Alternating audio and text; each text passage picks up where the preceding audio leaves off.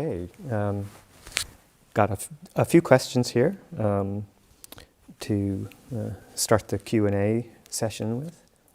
Everybody hear me okay? Good enough? Thumbs up? Yes, very good. Okay. First question is, Dear monks, I'm wondering if you can provide some thoughts on the pros and cons of personal writing, journaling, while on retreats.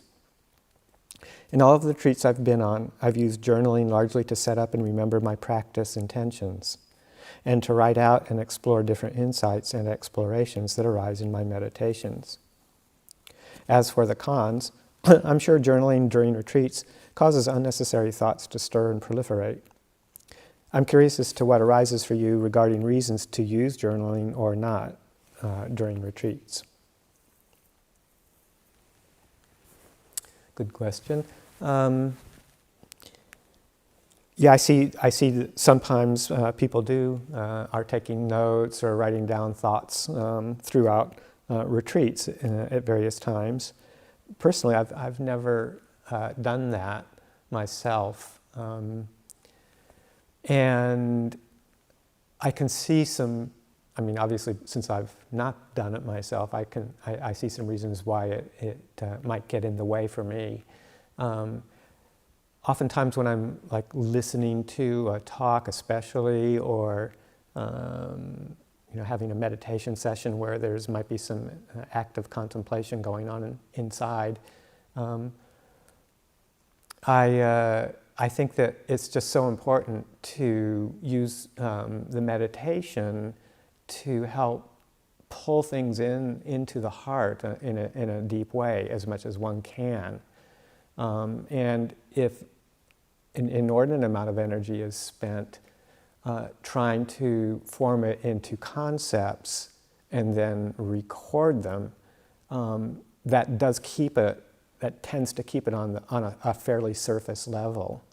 The process of conceptualization can be a very useful tool. That's basically what the intellect does. What we would call one of the sixth sense base of the sense bases, the intellect, or that aspect of the mind that's able to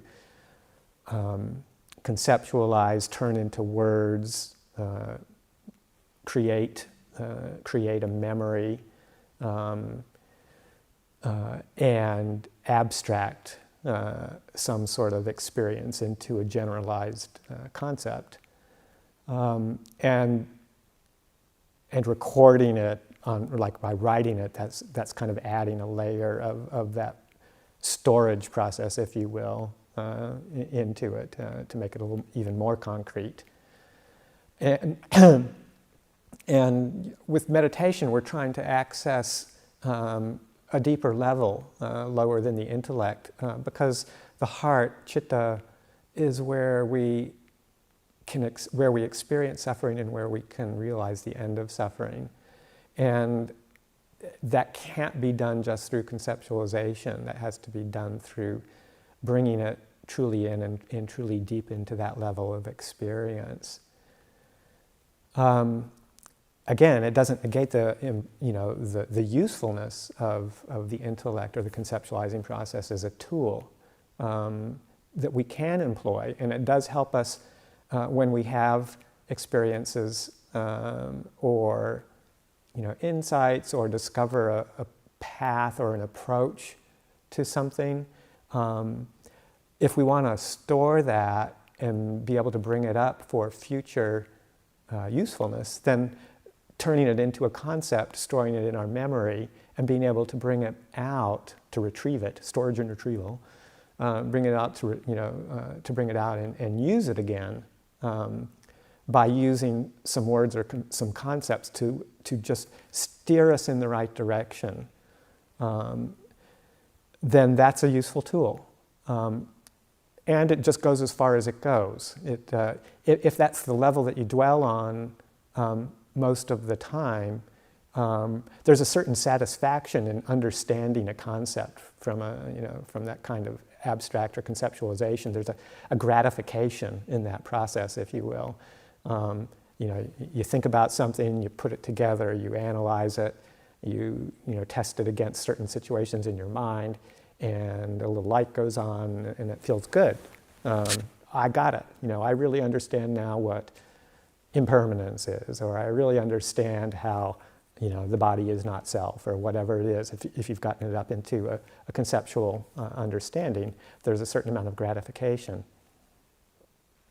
But if you don't bring it down deep into the level of using it as a tool to see how suffering, the felt experience of suffering arises, how we can recognize it and how we can let that move on, then it hasn't, the concept hasn't gone any further than that kind of surface understanding.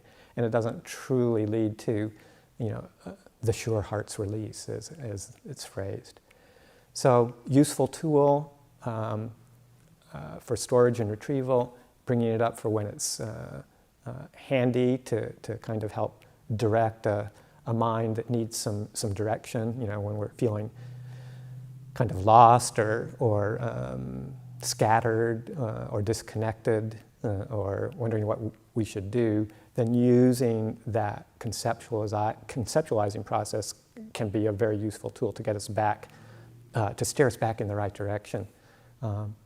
And sometimes, and I do sometimes write things down, things that have some special significance, but just as a way of actually helping to pull it into the memory, because I want to be able to retrieve it when I need to and not have to go to a paper document or whatever to bring it back up if I don't have to.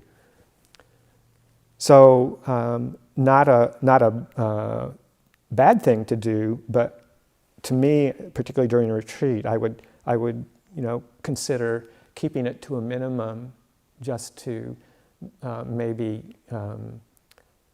record and have accessible some useful concepts that you can pull back if you have trouble remembering it, keeping it in your mind in your own memory.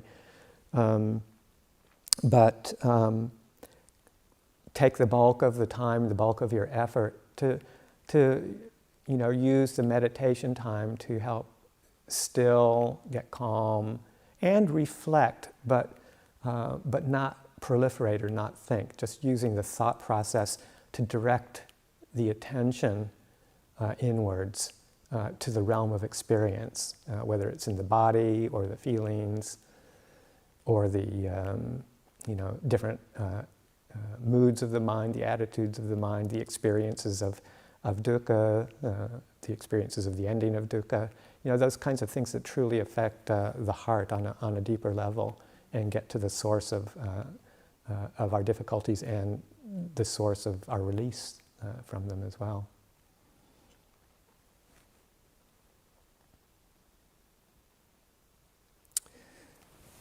Okay. Second question. As per Luang Pa's talk today, is it accurate for me to describe the role of mindfulness as a gatekeeper with 4 duties?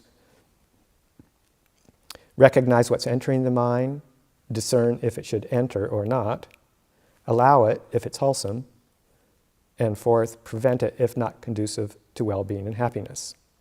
Yeah, I think that sums up the role of mindfulness as a gatekeeper.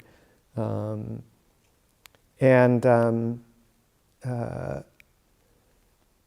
was I thinking? That right mindfulness as a gatekeeper. The Buddha's asked in the teachings, of course, what is right mindfulness?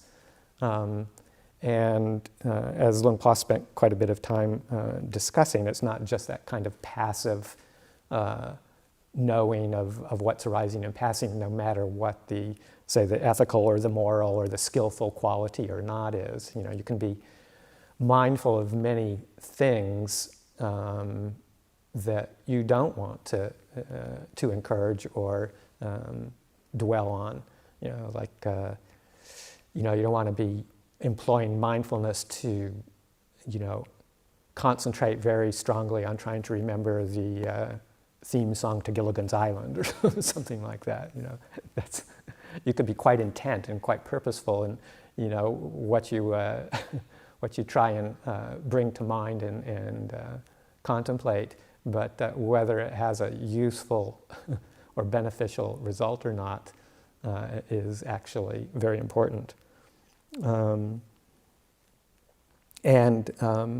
Basically, the Buddha answers the question, well, what's right mindfulness? And it's basically bringing to mind any of the contemplations that are described in the four satipatthana. So what is right mindfulness, what we want the gatekeeper to let in for development and recognition, development, is mindfulness of the body and all the contemplations that are described in that part of satipatthana. The presence, of course, the in and out breathing process, the various parts of the body, the various postures, the various aspects of impermanence and decay of the body as when it passes. These are all part of what's right mindfulness, mindfulness related to the body. And then the feelings of pleasant, unpleasant, or neutral feelings of all of our experience in any of the sense bases, from any of the sense bases. And that's an important mindfulness that we want to let in, that we want the gatekeeper to let in, because that process of recognizing what's pleasant and unpleasant and neutral shows us the inclinations of our mind towards always wanting to seek out and grasp, get a hold of that which is pleasant, and to increase it and to get involved with it, or the inclination of the mind to get away, to run away, to avoid unpleasant kinds of circumstances or stimuli, even when it's not possible, even then when we don't have a choice in the matter, that 50-50 human realm, 50% of the time it's probably going to be not so pleasant either, even if mildly so. And the ways, getting to know when we're experiencing that, what does the mind do? What do we try and do? Where do our habits go? We try and do something to distract ourselves, get away from it. We don't want to experience that. So getting to know those underlying tendencies by really contemplating unpleasant experience, how we react to it, pleasant experience, how we react to it, and how so much of the time we're just completely oblivious. The neutral feelings, or the ones that are only mildly pleasant or mildly unpleasant, we just tend to kind of not even register them, and get lost in boredom or sleepiness or doubt, those kinds of delusion mind states. Sometimes we just don't even know them. So that's why it's one of the four places where we want mindfulness to be able to arise and to allow those experiences in of unpleasant, pleasant, neutral, so we can learn how not to suffer with them. And mind states, the certain qualities of the mind, whether the mind is, full of greed, hatred, or delusion, or if it's not, noticing that, whether it's expanded or contracted or restricted or liberated or unliberated, different states of mind. That's one of the four satipatthanas as well. That's what we want to bring in. We want to learn what the qualities of our mind can be and where they are at any one particular time, so that we can develop the wholesome ones and abandon the unwholesome ones. And then the set of Dhammas as the fourth Satipatthana. These are some specific ways of recollecting and viewing the world that we can pick up as themes to contemplate, whether it's like the five hindrances, the five khandhas, the aggregates of being, the six sense bases, the Four Noble Truths. These are all specific themes that the Buddha says, this is what you should bring in. This is what you should allow that gatekeeper to bring in, and bring them up for consideration, development of insight, particularly. So, those four roles of the gatekeeper are pretty much geared around towards that specific development of the four Satipatthana, especially. Always having to keep in mind that quality of clearly comprehending, so that we know what to let in and what we know, know to keep out. And sometimes you have to, be quite clear on what you want not to come in. And if you find that it's just a habitual proliferation that brings up, just angst, and there's really no purposeful reason to engage in it, it's one of those rabbit holes that you're going to get pulled down, and it's just going to cause you to sink, then sometimes you have to be quite clear as the gatekeeper. You really have to say, no. I mean, sometimes a perception or a memory or something like that that's really painful or difficult will come up, and you don't want to pretend that it's not there through repression or denial, but you want to leave it just as an arising experience that you don't have to latch on to, engage with, encourage, and start to proliferate on. You experience it just as it's coming in as a memory, say, or as a present moment experience. Feel it in the body. This is why we spend so much time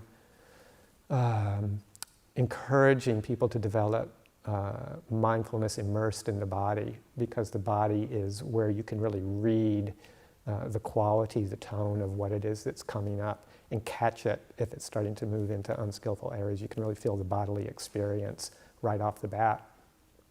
And, danger, warning, don't go here. And in that moment, before you start to respond with proliferative thinking, you have that power to stop it and to say, nope, not letting you in any further. You're here, I'll abide with the memory or the perception, but I'm not going to engage with it, I'm not going to encourage it, I'm not going to start generating more stories that just excite the whole process. I'll leave it at that and let it die its natural death, and turn my attention to something more skillful, like a quality of expansive kindness, letting it release in the body. So turning back to the body is how we can allow our attention to turn to something more skillful and letting mindfulness bring in something that's more skillful.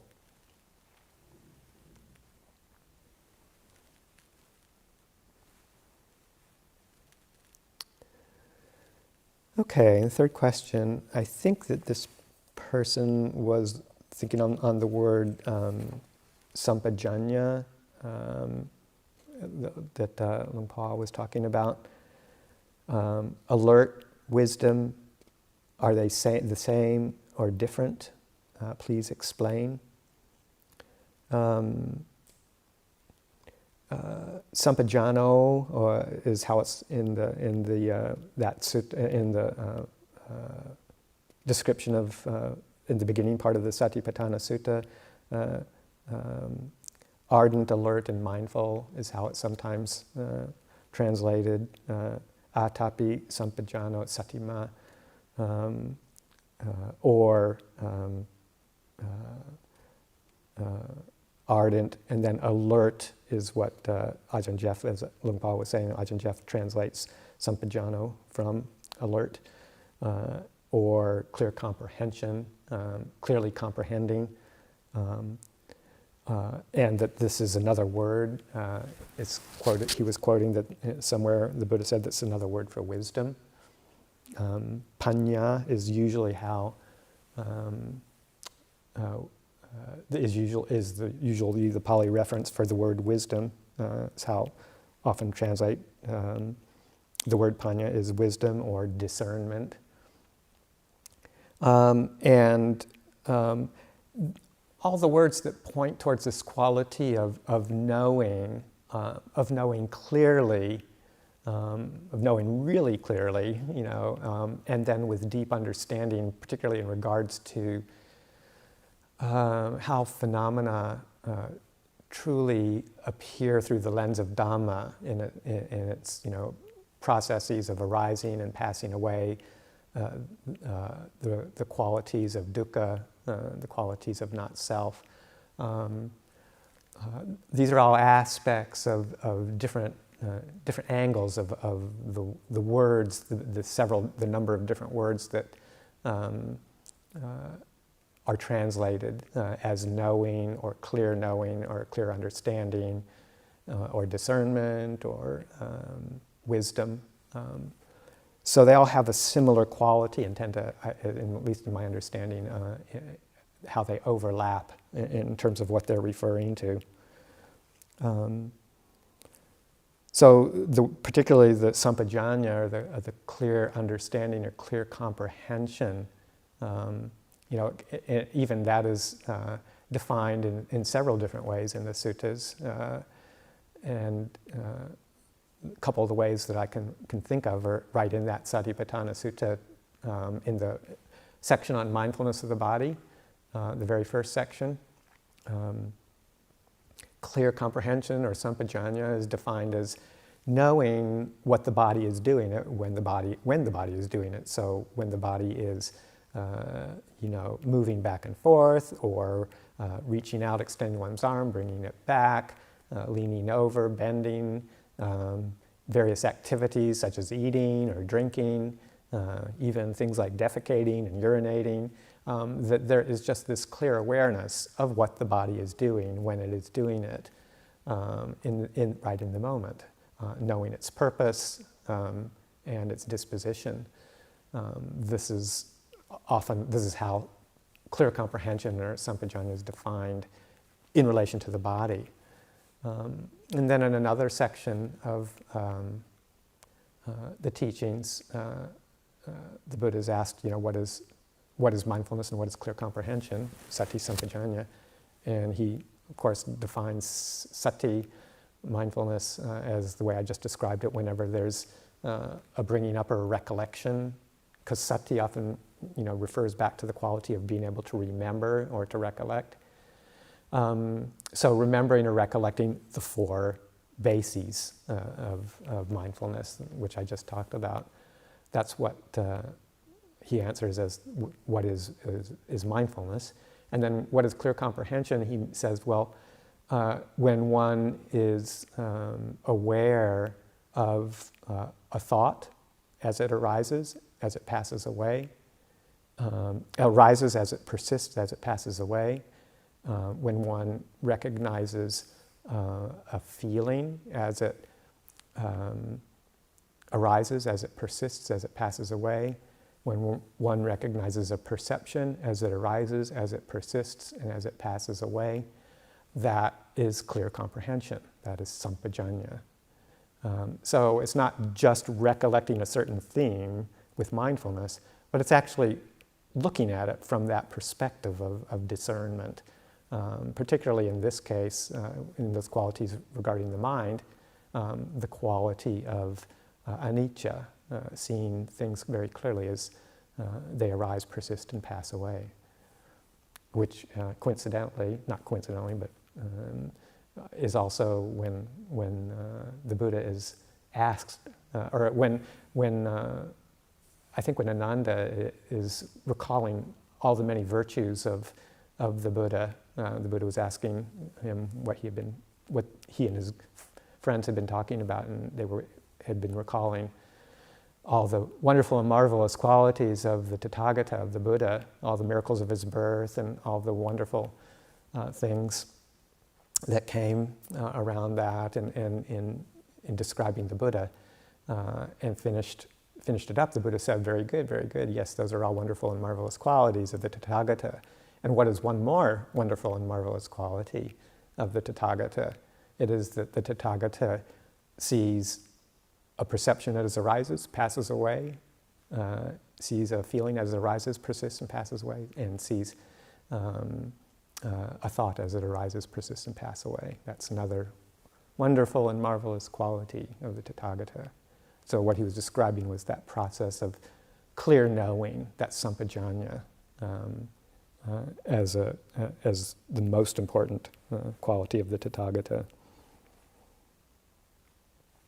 So that's a little bit on sampajanya.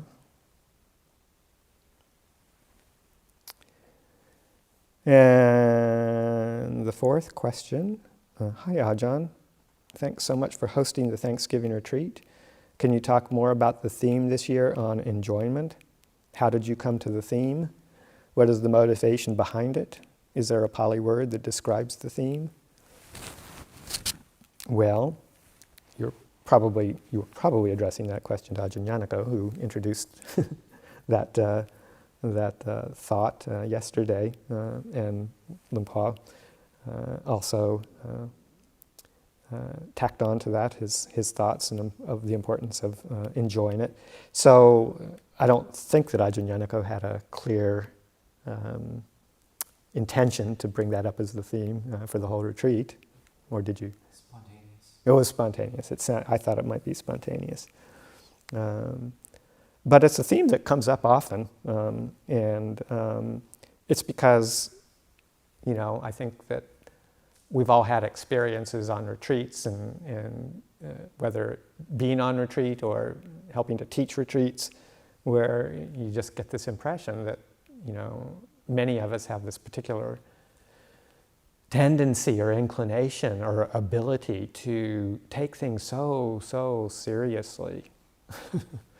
And how burdensome that is. And it's not that we should be flippant or lazy or undirected or so casual that we're just kind of following all the whims of our mind or our desires, because that's not very useful. It's it can be sort of relaxing and temporarily entertaining, but it's not very useful in developing kind of a deeper sense of contentment.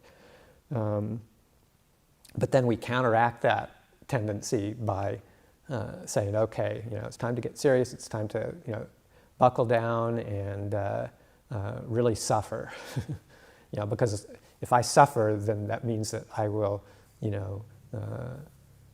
be somehow relieving some sort of bad karma or something. I think maybe some of it comes from a Judeo-Christian upbringing for a lot of people, that talks about the need to punish us for our sins in order to get rid of them, or maybe from from the Eastern standpoint of, this is our bad karma and we have to suffer, we have to suffer the effects of our bad karma, so might as well just punish ourselves or do austerities, as happened in some of the religious traditions in the time of the Buddha, that we had to burn off bad karma through suffering. But whether it's from a Judeo-Christian background or from an Eastern background or just general Western world conditioning or everybody's getting that conditioning now. It's the Buddha never encouraged that. He just, particularly in the development of all the aspects of the path, whether it's developing the virtues, developing the precepts that keep us from harming and that encourage, good mind states and developing the mind along the ways of simplicity and kindness, compassion, non-harming, developing those kinds of mind states, then developing the more refined states that one can experience with meditation. These are all enjoyable. And the Buddha, I mean, these are all, every part of the Eightfold Path is enjoyable. Every step along the way, even if you're just at the very beginning where you're thinking about precepts or generosity or patience or any of the qualities that we're trying to develop. These are all qualities that can and should bring up a state of gladness and a sense of uplift into the heart. The pamoja, when we recollect the pamoja being like an ease of mind or happiness, or a form of happiness, easefulness, delight. When we think about, gee, it's really nice. I didn't harm any creature today. I didn't take anything from somebody, deprive them of anything. I didn't take advantage of someone today. I didn't tell an outrageous lie for some personal benefit. Just remembering all things. I didn't kill anybody today. Most of us can say that. Bring that up for, not everybody in the world can say that. There's people killing people all the time. So just taking delight in the ease of mind that comes from precepts or giving, just even in some small way, giving something to someone or supporting someone or listening to someone. And just bringing that up for recollection. I mean, if you did that the whole retreat, that would be great. You don't have to, as Lung Paul was saying this morning, you don't have to bear down and try and pin that breath down in your awareness and hold on to it, every single in and out breath as it comes in, as it comes out, and force your mind to focus on that because that's what's going to bring you happiness. So all that's going to do is bring you a lot of tension and headaches, probably. And I speak from experience of trying to do that for many years. So yeah, I mean, we just need to kind of disentangle ourselves from that notion that it has to be hard, burdensome work, and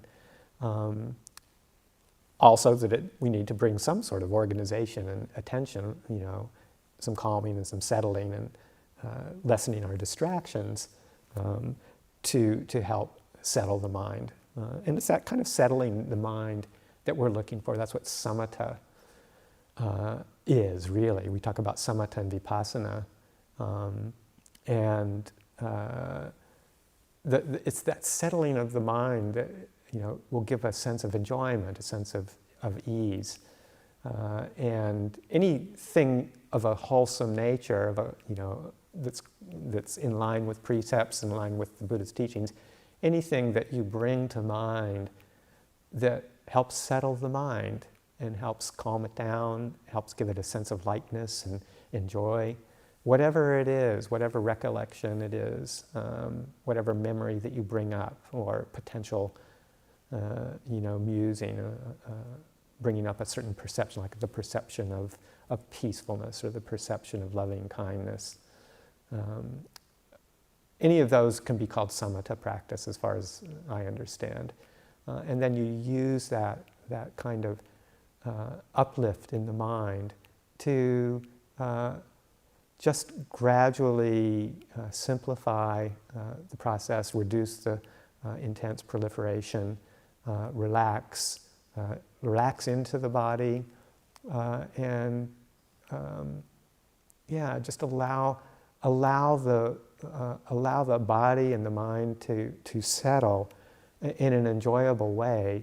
You don't even have to try and bring up breathing right in the beginning, but just allow a comfort, an ease of being in the body, finding a posture that feels good. It doesn't have to be rigid, and allowing the mind to contemplate certain themes that bring up a sense of delight, or a sense of appreciation, gratitude, whatever. And then just allow that to kind of permeate your whole, bodily and mind experience. And then, as it settles down, maybe shift your attention to, is there some breathing going on here? And kind of let the breathing settle in into your heart. You don't have to go and search it out, pin it down, and concentrate, in quotes, on it. That's what creates a lot of unenjoyment and stress. So set the mind up, set the body up, bring it to alertness and comfort, but not lazy comfort, not indulgent comfort. Very simple form of ease and well-being. And then, if the breath comes to your awareness, let it come. And then just start to enjoy it, examine it, feel it through the body, nurture it. See if you can just allow your attention to rest with it rather than on top of it. And that, to me, that's like so much the core of quote-unquote successful practice is allowing the mind to enjoy what it's going through and the reflections or the contemplations, and then allowing that ease to gently move into a sense of tranquility, a sense of happiness, or not. Happiness is almost even a little bit too agitating, sounding more contentment maybe. And then allow the mind to just compose itself or collect itself around that sense of well-being as the breath starts to come in and come out and you start to feel the rhythm of it. Then your mind just wants to be there with it. It doesn't have to be forced to.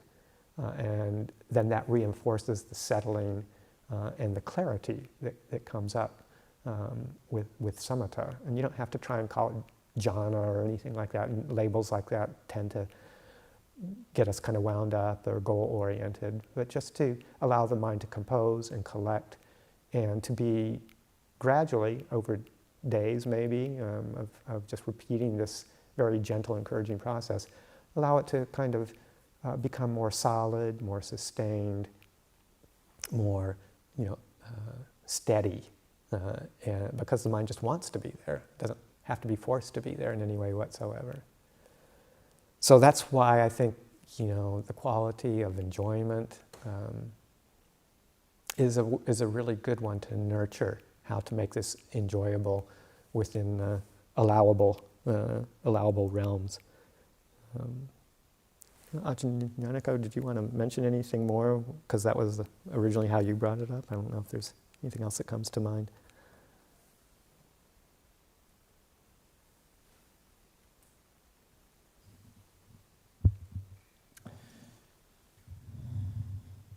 Not really, but it's more just an ongoing contemplation, ongoing theme. Yeah. And just something that it just seems so pertinent, relevant, and that theme, that's always been a theme for me for quite a while. Yeah. The happy mind is easily concentrated. Yeah. And it just, and Luang was teaching about that too a while back, is saying it over and over again. It's not about, so we normally think, when I get my samadhi together, when I get my meditation together, then I'll be happy. But actually, the way the Buddha taught it is, when I get my happiness together, then I'll be concentrated. Right. Then I'll have my samadhi. So taking that as kind of like, how can we develop contentment, happiness within this burden of a body and mind? Yeah, I think that last thing you said is so important with, like if you find your mind starting to get tense or wound up or not enjoying things, then rather than trying to force your mind back into concentration so that you can get happy, just go back to something that actually makes you happy and then allow the concentration to follow from that. Yeah, and it's kind of interesting too, because a lot of what we do is not happiness or leading to happiness, but we still pursue it. And this is what I think of that when I think about fun. So like somebody asked me not too long ago, it was a couple of years ago, I was visiting Temple Forest Monastery, and there was this sporty guy, mid-50s, helping them set up a big outdoor tent, and really strong and really into sports. And he was like, "So what do you guys do for fun?" And I thought, yeah, I guess I just don't do anything for fun. But I used to care a lot about having fun, but I wasn't happy. Now I don't care about having fun, and I'm a lot happier. But so it's like that distinction between happiness and fun. Yeah. Stimulating entertainment isn't always the source of amusement, entertainment. Yeah. But it's not a source of happiness. It's actually agitation. Okay, very good. Good questions.